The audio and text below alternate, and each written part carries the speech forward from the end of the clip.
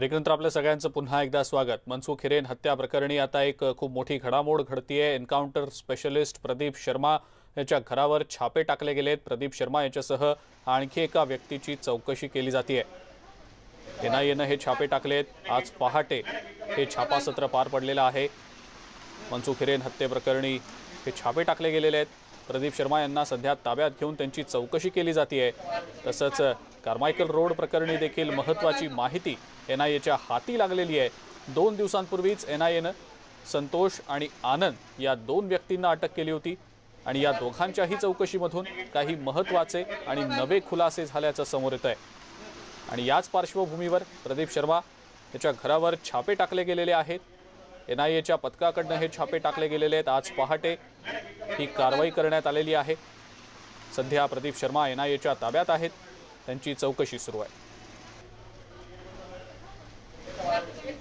आज पहाटे हा छापा टाकण्यात आलेला होता प्रदीप शर्मा याच्या घरी आणि काही महत्त्वाचे जे खुलासे आहेत ते संतोष आणि आनंद या दोघांच्या चौकशीमधून समोर आलेले होते। 2 दिवसांपूर्वी एनआयएने संतोष आणि आनंद या दोघांना अटक केली होती।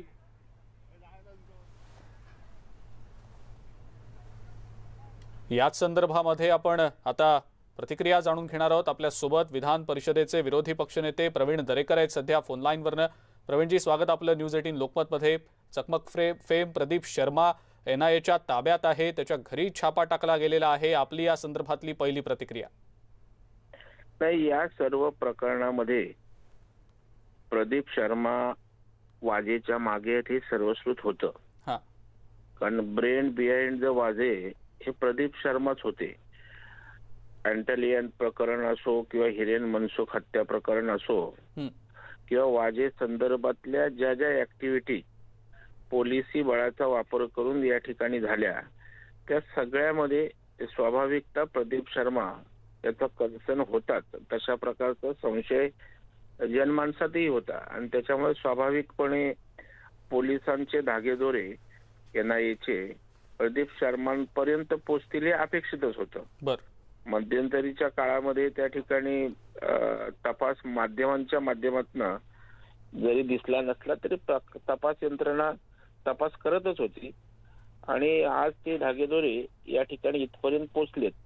कारण एन्काउंटर स्पेशालिस्ट म्हणून प्रदीप शर्मा यांनी तर वाजे प्रकरणाच्या माध्यमातून आणि मनसुखने अँटालियन घेतले, परंतु त्याने हैदोस घातल्याचं मुंबईतील अनेक आता व्यापारी असतील, उद्योजक असतील, यांना त्या ठिकाणी कशा पद्धतीनं बोलवायचे, कशा पद्धतीनं वसुली करायचे याची अनेक प्रकरणं समोर आली होती।